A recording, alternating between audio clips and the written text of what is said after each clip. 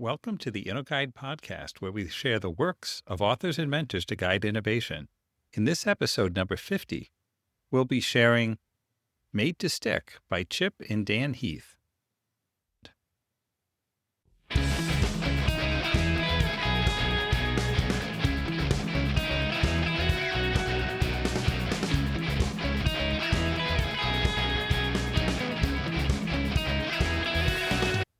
Introduction. What sticks? I want to kick things off with a story you probably know, or at least you know someone who swears it happened to a friend. It's the infamous kidney heist urban legend. A business traveler, let's call him Dave, is drugged by a mysterious woman in a bar, then wakes up in a bathtub full of ice and finds a note telling him to call 911 because his kidney's been stolen. It's a story that sticks. You remember it, you can retell it. If you believe it, you might even change your behavior because of it. Now compare that to a passage from a nonprofit's report about comprehensive community building and categorical requirements in grant making. Try retelling that to a friend. Not so sticky, right? Most of our work, communication, unfortunately sounds a lot more like the nonprofit passage than the urban legend. So what makes some ideas stick and others fade away? Is it just some topics are inherently interesting? Or can we actually nurture our ideas to make them more memorable and more impactful? Spoiler, this book is all about nurture. The movie popcorn example. Let's look at a real-life example. Art Silverman from the Center for Science in the Public Interest, CSPI, wanted to warn people about the dangers of movie theater popcorn. The numbers were shocking. A medium bag had 37 grams of saturated fat, almost 2 days' worth. But 37 grams of saturated fat doesn't mean much to most people. It's a dry, academic, and easy-to-ignore figure. So Silverman reframed the message. A medium-sized butter popcorn at a typical neighborhood movie theater contains more artery-clogging fat than a bacon and eggs breakfast, a Big Mac and fries for lunch, and a steak dinner with all the trimmings combined. He even laid out all that food for the TV cameras. The story exploded in the media, and sales of movie popcorn plummeted. Theaters and chains then changed their oil. That's a sticky idea in action. So why does some idea stick? The popcorn story is a success because it's true, important, and crucially memorable. But most of us don't have a PR team or a big budget. We need our ideas to stand on their own. That's why we wrote this book, to help you make your ideas stick so they're understood, remembered, and have a lasting impact. Not every idea needs to be sticky. No one needs to remember past the gravy. But for the big stuff, teaching, leading, persuading, and inspiring, it matters.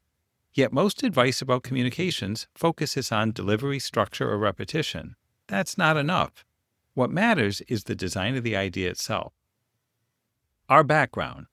We, Chip and Dan, have spent years studying why some ideas succeed and others fail. Dan's background is in education, figuring out how to teach complex subjects in memorable ways. Chip's background, a Stanford professor who's obsessed with why bad ideas sometimes win and why urban legends, proverbs, and rumors spread. We've both seen that sticky ideas, true or false, share certain traits. These are the 6 principles of sticky ideas. After poring through hundreds of these ideas, we found these 6 key principles. 1. Simplicity.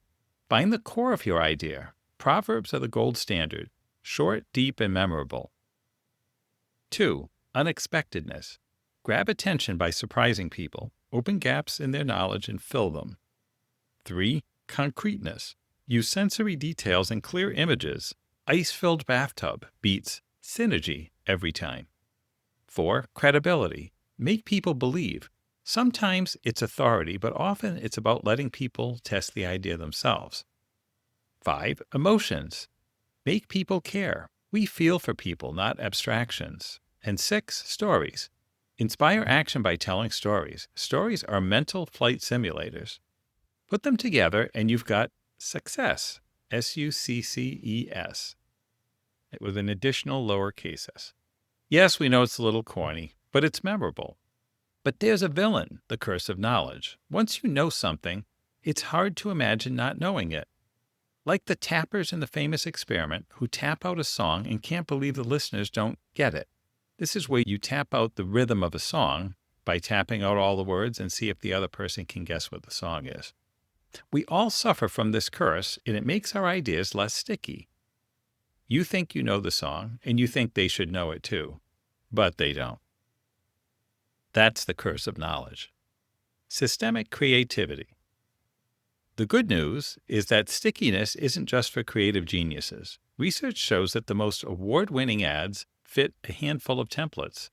When novices learn these templates, their ideas get way more creative and effective. And that's what this book is about, giving you a practical checklist to make your ideas stickier, no matter your natural creativity. We can't promise your memo will become a proverb, but we can show you how to make your ideas more memorable and impactful. All you need is to understand and apply the 6 principles. So let's get started. Let's figure out what sticks and how you can make your ideas stick too. Chapter 1. Simple. Let's talk about simplicity. Not the kind that dumbs things down, but the kind that gets to the very heart of an idea. In this chapter, I want to show you why finding the core is the first and most crucial step in making your ideas stick. In this chapter, we'll present more than a dozen different examples. Let's get started with the Army commander's intent. Let's start with the U.S. Army. Every move a soldier makes is the result of a massive cascade of planning, from the president down to the foot soldier. But here's the catch. As Colonel Tim Colditz at West Point says, no plan survives contact with the enemy. The battlefield is unpredictable, and all those detailed plans can become useless in minutes. So the Army came up with something called the Commander's Intent, CI. This is a clear, plain statement at the top of every order that spells out the goal, the why behind the plan. At the highest level, it might be break the will of the enemy in the southeast region. At the tactical level, it's more concrete. Have 3rd Battalion on Hill 4305 cleared of enemy to protect the flank of the 3rd Brigade. The beauty of CI is that it gives everyone a North Star. Even if the plan falls apart, everyone knows what matters most and can improvise to achieve it. The Army's approach is a lesson for all of us. In a chaotic world, you need to be simple, not simplistic, but focused. Find the core of your idea and make it shine. Southwest Airline. We are the low-fare airline.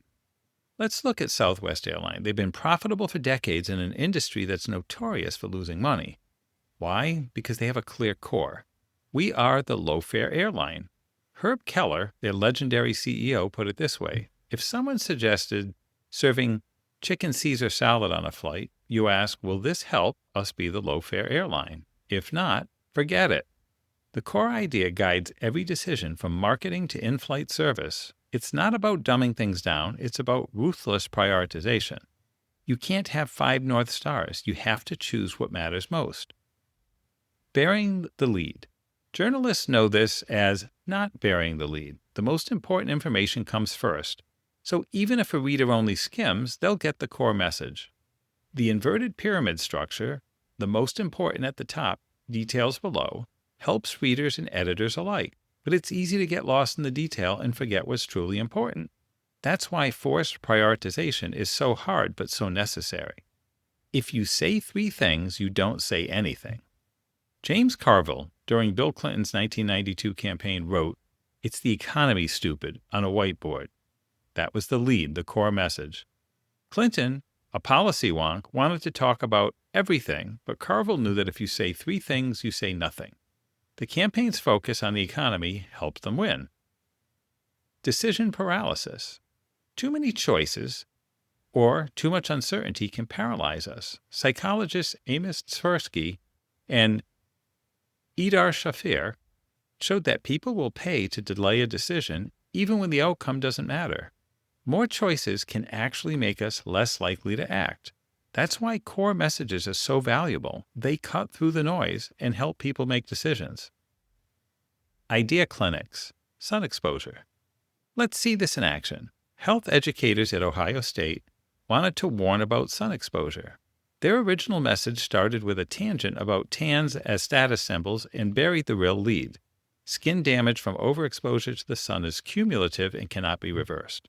We rewrote it to put that fact front and center using analogies like aging and concrete images, sunburns as signals of deeper damage. The lesson? Don't start with something interesting but irrelevant. Make the core message itself interesting. Names, names, names. In Dunn, North Carolina, a local paper, the Daily Record, has a 112% penetration rate. That's more than 100%, yes. Why? Its founder, Hoover Adams, had a core message, local focus. He hammered it home with the mantra, names, names, and names. He wanted as many local names in the paper as possible, even if it meant being boring or spending more money. This simple, concrete idea guided thousands of decisions over decades. Simple equals core plus compact.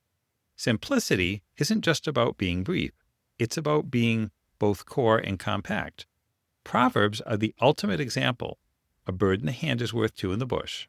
It's short, but it packs a punch. It survived for thousands of years across cultures because it's both meaningful and memorable. Palm Pilot, the visual proverb. When Jeff Hawkins led the Palm Pilot team, he fought feature creep by carrying around a block of wood the size of the device. If someone suggested a new feature, he'd ask where it would fit on the block. The Palm Pilot succeeded because it did a few things well. The block of wood became a visual proverb, simple, powerful reminder of the core idea. Using what's already there. We remember compact ideas better, especially when they tap into what we already know. If I give you a string of random letters, you'll remember a few, but if I group them as JFK, FBI, NASA, you'll remember more because those are already flags in your memory. The lesson? Use schemas, existing concepts, to make your messages stick. The pomelo schema. If I tell you a pomelo is the largest citrus fruit with a thick, soft rind, you might not remember much. But if I say a pomelo is basically a supersized grapefruit with a thick, soft rind, you instantly get it. By tying new ideas to existing schemas, you make them easier to understand and remember. Complexity from simplicity. Great teachers use schemas to build complexity from simplicity. Physics starts with pulleys and frictionless planes. The solar system model of an atom is a simple analogy that helps students grasp a complex idea, even if it's not perfectly accurate. Hollywood's high-concept pitches. Hollywood uses high-concept pitches to sell movies. Die Hard on a bus, Speed. Jaws on a spaceship, Alien. These analogies pack a ton of meaning into a few words, guiding everyone from directors to marketers. Generative analogies. Some analogies are so powerful that they generate new ways of thinking. Disney calls its employees cast members, which shapes everything from hiring, auditions, to behavior on stage. Subway's sandwich artist, on the other hand, is a metaphor that doesn't actually guide behavior. The power of simplicity. Proverbs and generative metaphors substitute something easy to think about for something hard.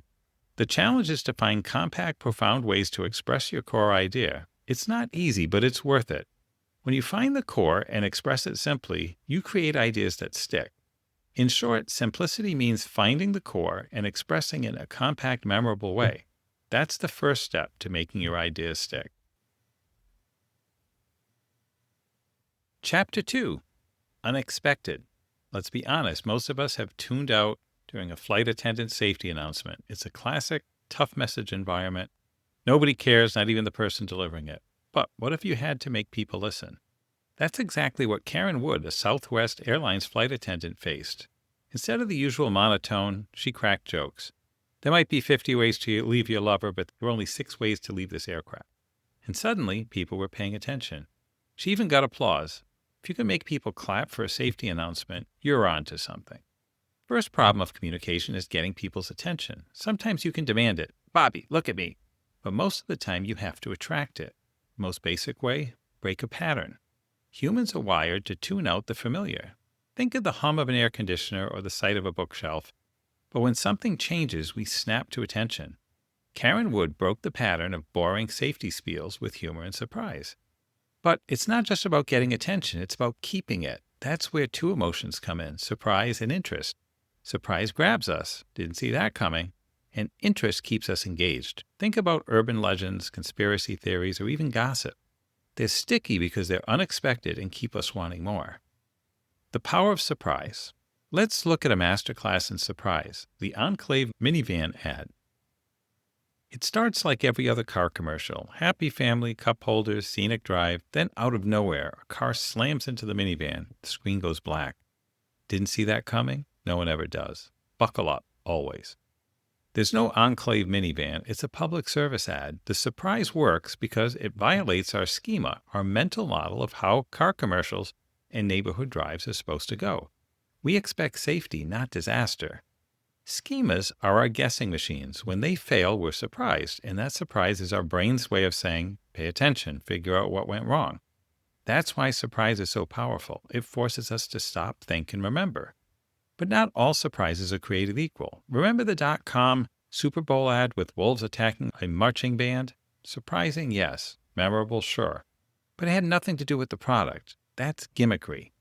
The Enclave ad, by contrast, used surprise to reinforce its core message. Accidents are unexpected, so buckle up. Surprise plus insight equals stickiness. Surprise alone isn't enough. It needs to be followed by insight. Take the word puzzle frog, P-H-R-A-U-G. It looks weird, but when you realize it's just frog with a funny spelling, you get that aha moment.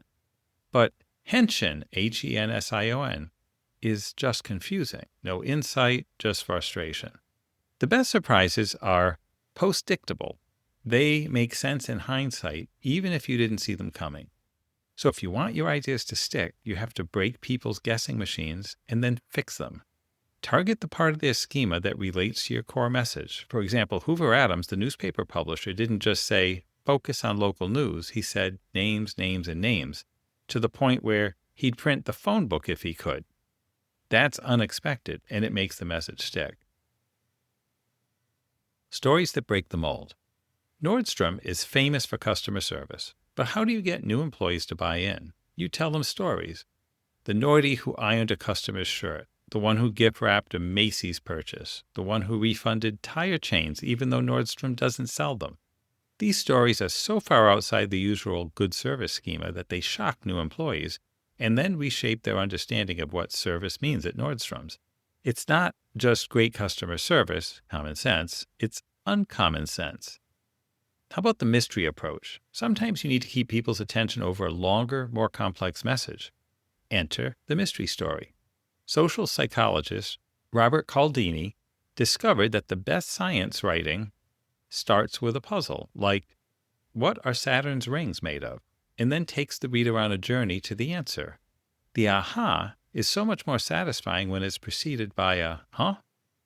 Hollywood screenwriters know this too. Every scene in a great script is a turning point that hooks our curiosity. What will happen next? How will it turn out? We'll sit through a bad movie just to find out. Then there's the gap of curiosity.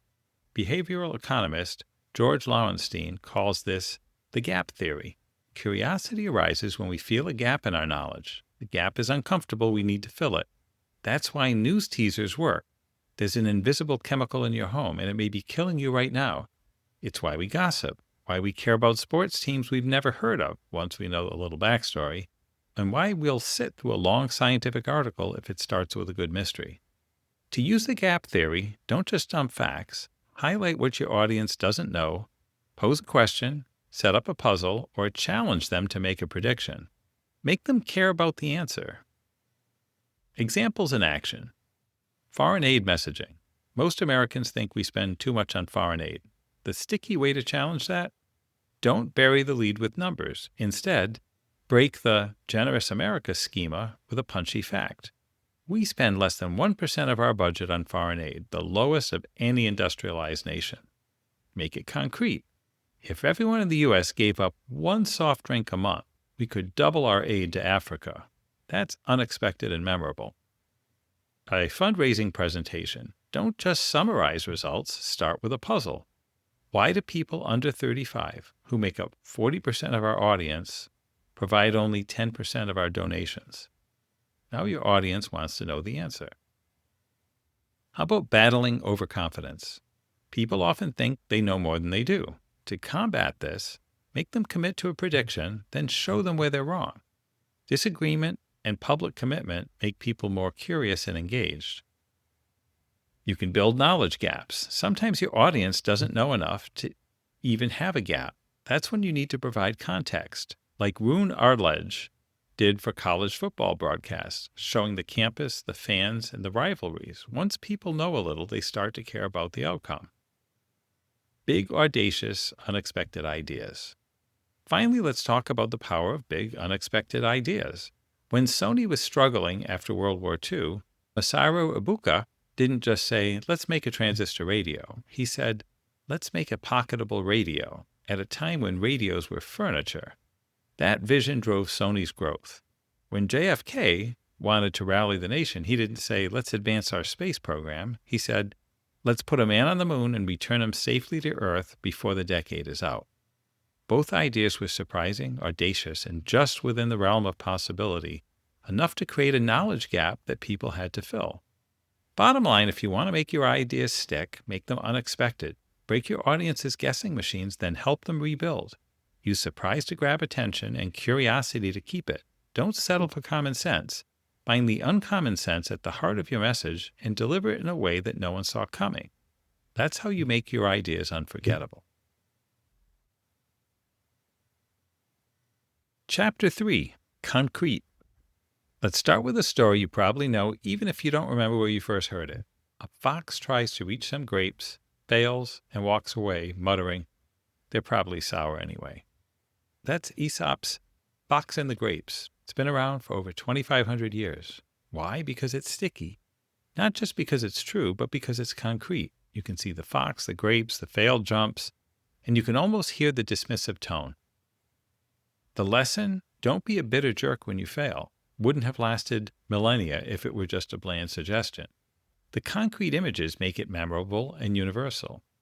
We live in a world drowning in abstraction. Business is full of customer-oriented, visionary paradigms. Teachers talk about metacognitive skills. Doctors throw around idiopathic cardiomyopathy.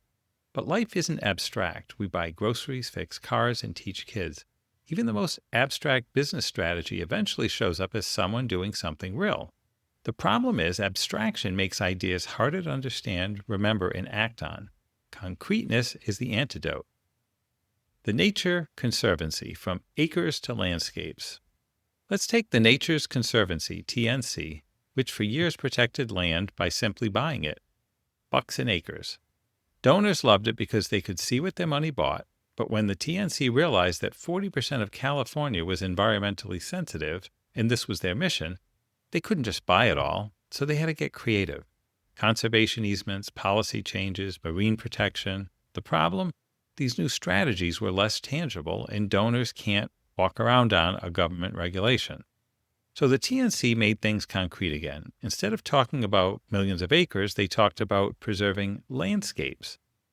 Distinct names like Mount Hamilton Wilderness. Suddenly people could picture what was being saved.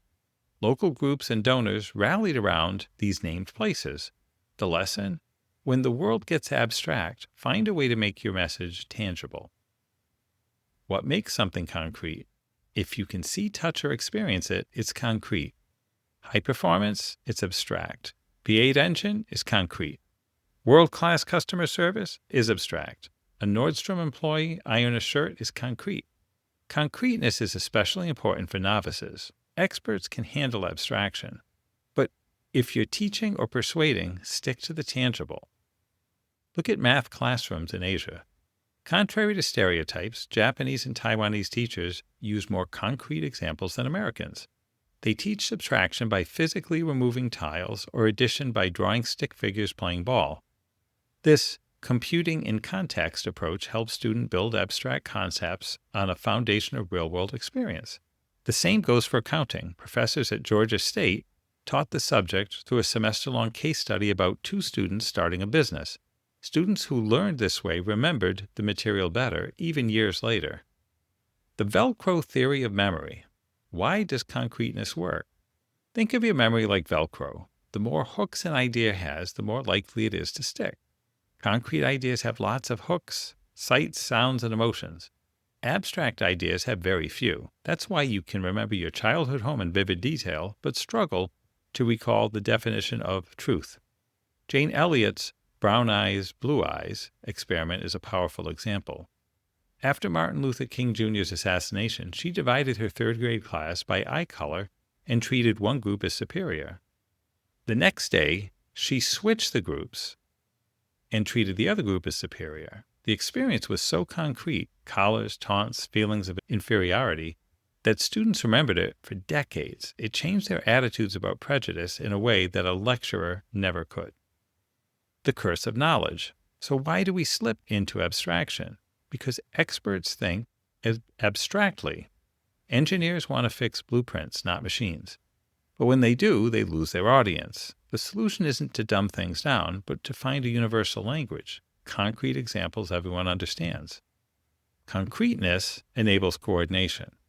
Concrete goals align teams. When Boeing set out to build the 727, their goal wasn't the best passenger plane, but a plane that seats 131, flies nonstop from Miami to New York, and lands on runway 422 at LaGuardia, which is only a mile long.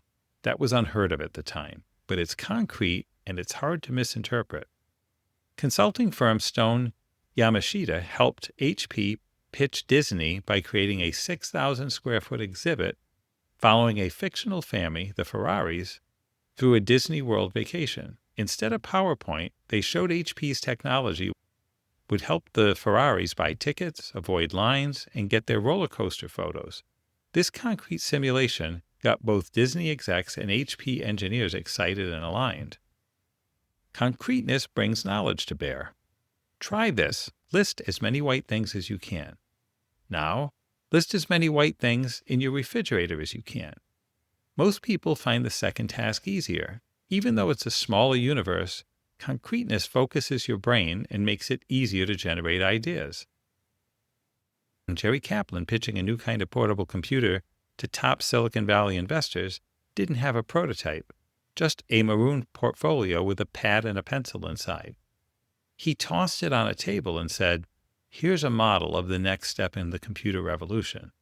Suddenly, the investors were brainstorming about what could fit in that case. The concrete prop turned a grilling into a creative session and won him $4.5 million investment. Clinic, oral rehydration therapy. Which message is stickier? A scientific explanation of dehydration and electrolytes, or UNICEF's James Grant pulling out a packet of salt and sugar saying, "This costs less than a cup of tea and can save hundreds of thousands of children's lives." The prop is concrete, memorable, and actionable. It invites people to the table and gets them thinking about solutions.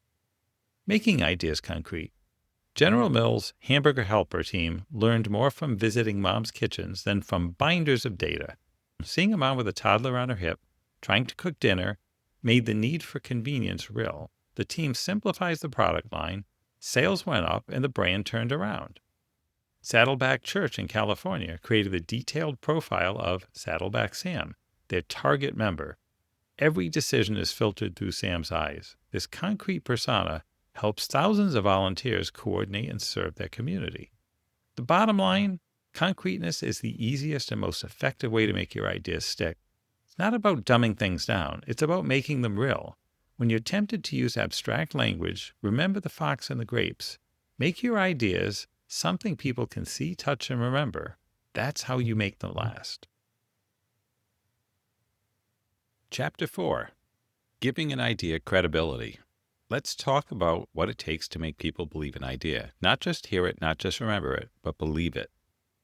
Because, as you'll see, even the most world-changing truths can be ignored if they don't come from a credible source. Take the story of ulcers. For decades, everyone knew that ulcers were caused by stress, spicy food, or alcohol. Then, in the early 80s, two Australian researchers, Barry Marshall and Robin Warren, discovered that ulcers are actually caused by bacteria. This was huge. It meant ulcers could be cured with antibiotics. But nobody believed them. Why? Their idea clashed with common sense. How could bacteria survive stomach acid? Their credentials weren't impressive. Marshall was just an internist in Perth, and their location didn't help. Perth isn't exactly the epicenter of the medical universe. Even after Marshall drank a glass of bacteria and made himself sick to prove his point, the medical world dragged its feet for years before accepting the truth. This is absolutely true. My dad had a duodenal ulcer, and his doctor refused to try to treat it with Pepto-Bismol plus an available antibiotic for 10 years. Eventually, he did it, and he was cured in 2 weeks. So what makes people believe? We trust our parents, our friends, our experiences, our faith, and of course, authorities. But as communicators, we can't control those forces. We can't send out memos through people's mothers. What we can do is learn from sticky ideas, urban legends, rumors, and stories that people believe even when they shouldn't. Authority, anti-authority, and the power of the real. Sometimes credibility comes from authority. Think of the flesh-eating bacteria in bananas email hoax. It spread because it cited the FDA and Mannheim Research Institute. We're wired to trust experts and institutions. And if you can get Stephen Hawking or Oprah to endorse your idea, you're golden. But what if you don't have a celebrity or expert? You can use an anti-authority, someone who's credible because of real lived experience. Pam Laffin, a young mother who suffered and died from smoking-related emphysema, became the face of the anti-smoking campaign. She wasn't a doctor or a celebrity, but her story was raw and real. The Doe Fund in New York uses former homeless men as mentors and ambassadors because they're living proof that the program works. Sometimes the honesty and trustworthiness of a source is more persuasive than their status. Details make the difference. If you don't have an external authority, your message needs internal credibility. Details are your friend. Urban legends are full of them. The boyfriend's death story always happens on a specific road under a certain tree. This is where the car gets stuck on the road, boyfriend goes off for help, girlfriend hears scratching on the roof, and then she eventually gets out and looks, and it's the boyfriend hanging from a tree, his toes dragging on the top of the car. Everybody remembers that story. And it always happens on a specific road. The storyteller puts it on a road that's near you, under a specific tree that people know about. So they localize it to make the story more believable. In a study, jurors were more likely to believe a mother was a good parent if they heard she made her son brush his teeth with a Darth Vader toothbrush. The detail was irrelevant, but it made the story more believable. But the best details are those that symbolize your core idea. When a dance company claimed diversity as a core value, a skeptic scoffed until the director mentioned that their longest-serving member was a 73-year-old man with no previous dance experience. That detail silenced the room. When using statistics, make them human. They can be powerful, but only if you make them meaningful. The Beyond War movement used a bucket and BBs to show the scale of the world's nuclear arsenal. 1 BB for Hiroshima, 10 for a submarine, and then 5,000 for the world's warheads. As these dropped into the metal bucket, the sound was unforgettable. People didn't remember the exact number, but they remembered the overwhelming scale. The human scale principle helps too. If you say scientists can throw a rock from the sun to the earth and hit within 1/3 of a mile, it's impressive but meaningless. But if you say they can throw a rock from New York to LA and hit within 2/3 of an inch, well, that's astonishing because we can picture that distance. Stephen Covey used a soccer team analogy to make workplace statistics vivid. When talking about how many people in a company don't know the strategy or what the vision is, he says, if your company were a soccer team, only 4 players would know which goal is theirs, and only 2 would care. The Sinatra test. Sometimes one example is all you need. If you've got the security contract for Fort Knox, you can get any security contract. That's the Sinatra test. If you can make it there, you can make it anywhere. Safe Express, an Indian shipping company, won over skeptical clients by pointing out that they'd handled the release of the latest Harry Potter book and the delivery of national exam papers. If they could do that, they could handle anything.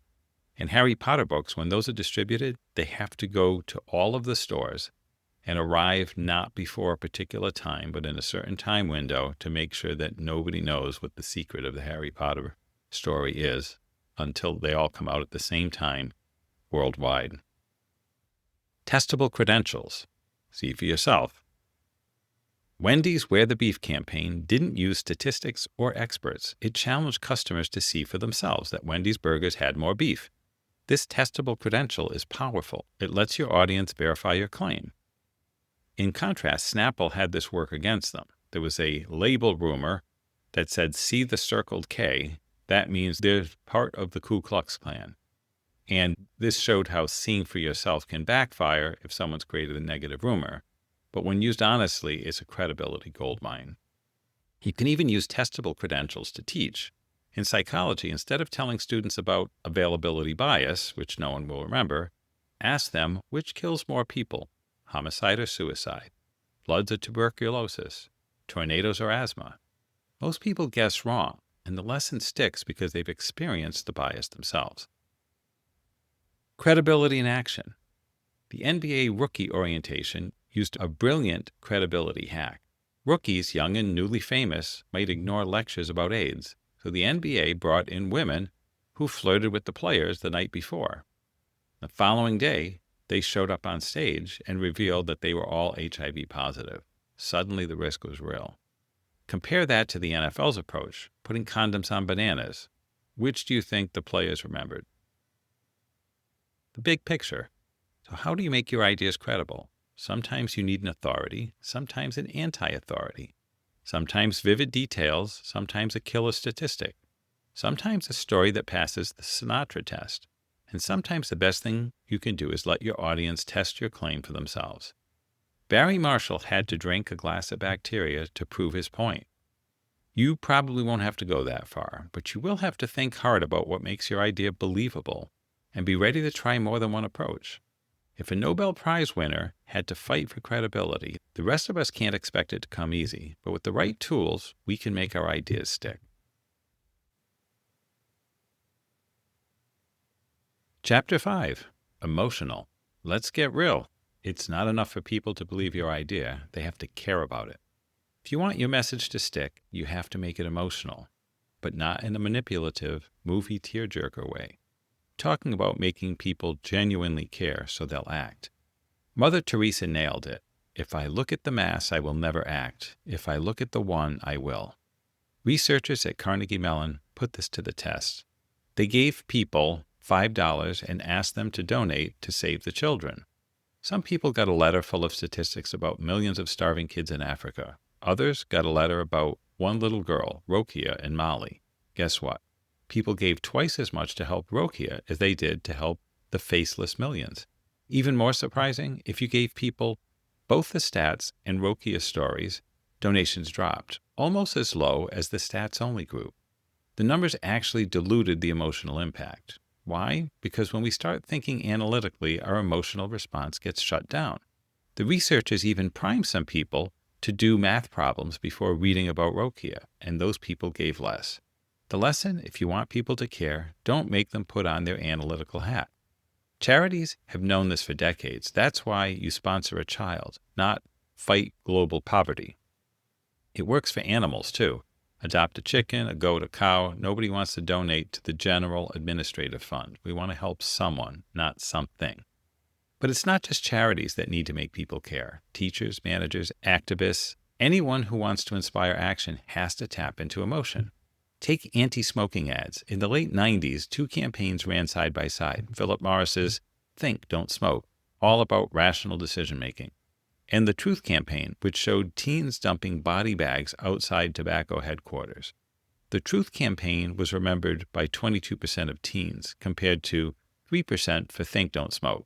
More importantly, kids exposed to the Truth campaign were 66% less likely to smoke, while those who saw Think, Don't Smoke were actually more likely to smoke. The Truth campaign worked because it tapped into teen rebelling. Now not smoking was the way to stick it to the man. Sometimes emotion comes from association. Think about how the word relativity gets thrown around to make things sound so profound, or how unique has been stretched so far it's lost its punch. This is called semantic stretch. When we overuse emotional associations, they lose their power. Same thing happened to sportsmanship. It used to mean something noble, like Lance Armstrong waiting for Jan Ullrich to recover from a crash in the Tour de France. But over time, sportsmanship got watered down to not whining too much when you lose. Jim Thompson, of the Positive Coaching Alliance, realized the word had lost its power, so he reframed it as honoring the game, a kind of sports patriotism that made people care again, and it worked. Technical fouls and ejections dropped, and team morale soared. Another way to make people care is to appeal to self-interest. John Caples, the legendary copywriter, knew this. First and foremost, try to get self-interest into every headline you write. His classic ad, "They laughed when I sat down at the piano, but when I started to play," sold tons of correspondence courses. The lesson? Don't just talk about features, talk about benefits. Not Goodyear tires provide security, but you feel secure with Goodyear tires. But self-interest isn't always about money or safety. Sometimes it's about identity or higher needs. In Tempe, Arizona, researchers found that homeowners were more likely to subscribe to cable TV if they were asked to imagine themselves enjoying it, not just told about its features. The more tangible and personal the benefit, the more people cared. Maslow's hierarchy of needs is helpful here. We often focus on the basics, security, esteem, belonging, but people are also motivated by learning, beauty, and transcendence. For example, Floyd Lee, who ran the Pegasus Chow Hall in Iraq, didn't just serve food. He saw himself as in charge of morale. He turned a mess hall into an oasis, inspiring his staff to create beauty and comfort in the middle of a war zone. He was tapping into higher motivations, transcendence, aesthetics, learning, not just physical needs. Sometimes appeals to self-interest backfire. A marketer tried to get firefighters to watch a safety film by offering them a popcorn popper or chef's knives as a thank you. Firefighters were insulted. Why? Because their identity as firefighters meant they didn't need bribes to care about safety. In politics, too, people don't always vote their narrow self-interest. Research shows that group interest, what's good for my group, my identity, often matters more. So how do you make people care? Sometimes it's about self-interest, sometimes about identity, sometimes about higher ideals, but always it's about making the message personal and tangible. If you're a teacher, don't just say algebra is important, make it about the student's future or compare it to mental weight training. If you're running an anti-litter campaign in Texas, don't talk about guilt or wildlife, make it about Texas pride. The Don't Mess with Texas campaign worked because it made not littering part of being a real Texan.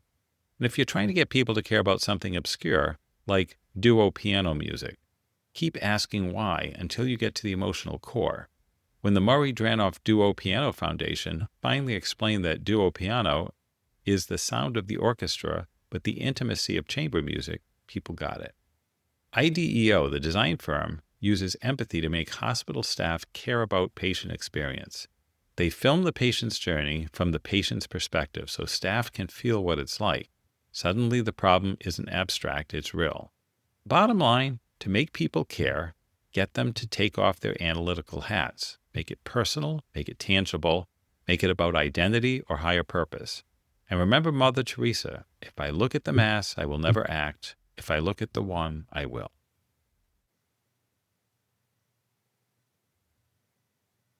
Chapter 6, The Power of Stories. Let's talk about why stories matter, really matter when it comes to making ideas stick. In this chapter, I want to show you in my own voice how stories aren't just entertainment or a nice way to pass the time. They're actually the secret sauce for getting people to act, to care, and to remember. Let's kick things off with a story from Gary Klein, a researcher who studies how people make decisions in high-stake environments. He tells the tale of a nurse who, by trusting her instincts and using a stethoscope instead of relying solely on a heart monitor, saved a baby's life. The lesson? Stories like this do double duty. They teach us simulation and they inspire us motivation.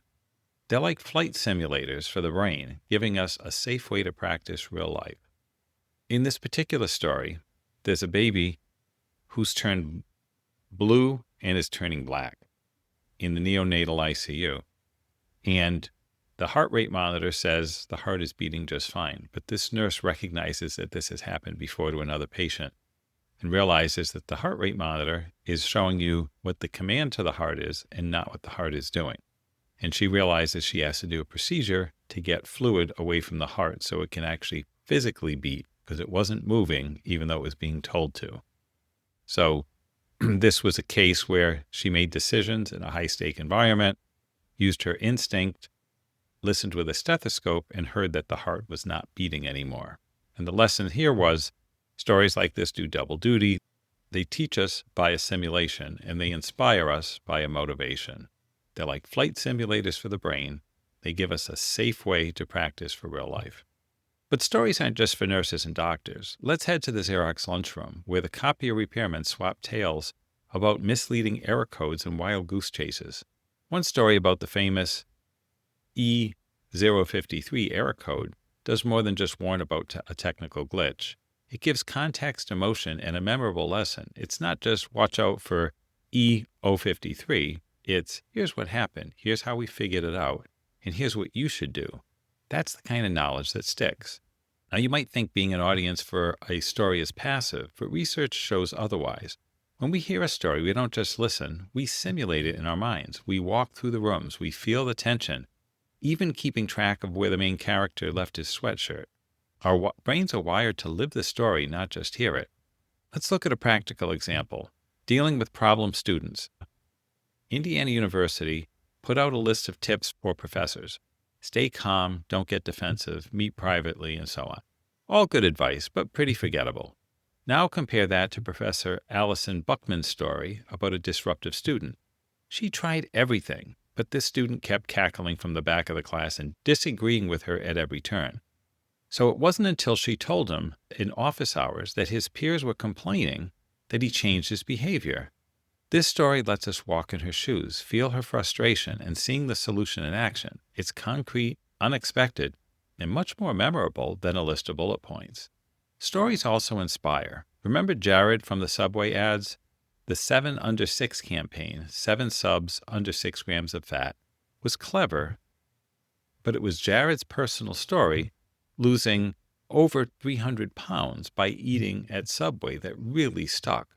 People don't rally around statistics. They rally around stories. And then there's a story of Stephen Denning at the World Bank. He was sent to corporate Siberia to look into knowledge management, a topic nobody cared about. But after hearing a story about a health worker in Zambia who found life-saving information on the CDC's website, and this is when the internet was new, Denning realized the power of stories to make a point. He started telling the Zambia story to colleagues, and it caught fire. Suddenly, knowledge management became a top priority at the World Bank, all because a story made the abstract concrete. But stories aren't always welcomed by everyone. Gary Klein's firm once summarized a conference by collecting all the stories told during the sessions. The organizer loved it, but the presenters were furious. They felt their hard-earned wisdom had been reduced to anecdotes. But stories are the building blocks of understanding. Abstract recommendations like keep the lines of communication open don't stick unless they're grounded in real vivid stories. So what's the big takeaway? Stories are powerful because they simulate real life and inspire action. They're concrete, emotional, and unexpected. And most of the time, you don't have to invent them. Just keep your eyes open for the good ones life hands you every day. If you want your ideas to stick, don't just tell people what to do. Tell them a story that lets them see, feel, and live it for themselves. That's how you make ideas unforgettable. Epilogue. What sticks? Let's wrap things up with a few stories about how ideas take on a life of their own, sometimes in ways we never intended. Take Leo Durocher, the Dodgers coach in 1946. He was poking fun at the New York Giants, who were stuck at the bottom of the standings, and said, "Nice guys, look over there. Do you know a nicer guy than Mel Ott?" And where are they? In 7th place. But as the story gets retold, it morphed. A year later, it was, nice guys finish in last place in the 2nd division. Eventually, it became the universal cynical proverb, nice guys finish last. Durocher never actually said those words, but the phrase stuck so well that he finally gave up fighting it and even used it as the title of his autobiography. Or consider Sherlock Holmes. The most famous Holmes quote, "Elementary, my dear Watson," was never actually uttered by the detective in any of Conan Doyle's stories. But it fits so perfectly with our image of Holmes that it became his signature line. The audience in both cases took the original message, polished it, and made it stickier. Sometimes as creators, we have idea pride. We want our message to endure exactly as we designed it. But the truth is, the audience gets a vote. They might change your idea, improve it, or only remember part of it. The real question is, does the version that sticks still capture your core message? If it does, embrace it. The test of success isn't whether people repeat your exact words, but whether your idea achieves its goal. The power of spotting. Not all sticky ideas are created from scratch. Sometimes the real skill is in spotting a sticky idea when you see one. Think about Nordstrom's legendary customer service stories, like the sales rep who gift-wrapped a present from Macy's. You can't invent those stories, but you can recognize their power and use them to reinforce your message. The trick is to keep your core idea glasses on, always looking for stories that embody your message. Many of the best examples in this book, like the Subway Jared story or the nurse who saved the baby by listening with her stethoscope, were spotted, not created. The world is full of great ideas. The best communicators are great spotters. Speakers versus stickers. Every year I run an exercise in my Making Ideas Stick class at Stanford. Students give 1-minute speeches on whether nonviolent crime is a serious problem.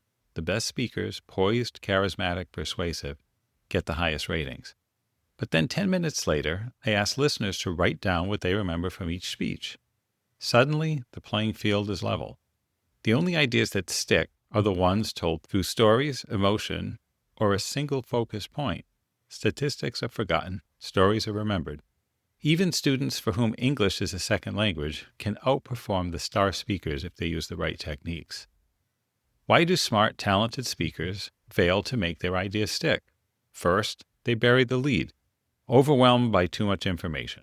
Second, they focus on presentation over message. Charisma helps, but it can't save a dense, unfocused idea. More villains. There are other obstacles too. Decision paralysis. Too many choices or too much ambiguity can kill action. The curse of knowledge is the biggest villain. Once you know something, it's hard to imagine not knowing it. So you communicate as if your audience is already in the know. We spend years training experts to find the right answers, but almost no time teaching them how to communicate those answers so they'll stick. Making an idea stick, the communication framework. For an idea to stick, it needs to make people pay attention, understand and remember it, agree or believe, care, and be able to act on it. But the curse of knowledge can make us overestimate how well we're doing on these fronts. That's why the success checklist is so useful. It's a tangible, practical tool that helps us sidestep our blind spots. It needs to be, and these are the 6 items in the checklist. Unexpected, grabs attention. Concrete, makes ideas understandable and memorable. Credible, makes people believe. Emotional, makes people care. Story, inspires action. And simple, from the answer stage, helps clarify and focus the message. If you're struggling to get people to pay attention, surprise them. If they don't remember, make it concrete. If they don't believe, use telling details or anti-authorities. If they don't care, tell a story that taps into identity or emotion. If they don't act, make your message simple and actionable. You don't have to be JFK to make an idea stick. Most of the people in this book, Art Silverman with his popcorn story, Nora Ephron's journalism teacher, Bob Aquija, who spotted the Jared story, Floyd Lee in the Pegasus mess hall, Jane Elliott with a classroom experiment, they were normal people with normal jobs who made a difference by crafting sticky ideas. That's the beauty of the world of ideas. With the right insight and the right message, any of us can make an idea stick. The success checklist isn't rocket science, but it does require diligence and awareness. Now that you know the principles, you can apply them to your own ideas and maybe, just maybe, change the world a little bit at a time. So that's the end of the book. The book actually ends with a 5-page reference on making ideas stick, which is very good, and then 7 pages of detailed notes crediting each of the references in very great detail with where the references came from, where things came from other books. So I highly recommend the book. It's a great book. Reading the stories with all the detail in Made to Stick is something that will be memorable. I think it serves as a great guide for anybody who's trying to get their ideas across and have people remember them. This has been Made to Stick by Chip Heath and Dan Heath. And pick up a copy of the book if you enjoyed this. And I have many other resources for innovators, people building products, learning AI on my website at InnoGuide.net. Thanks for joining. That's a wrap.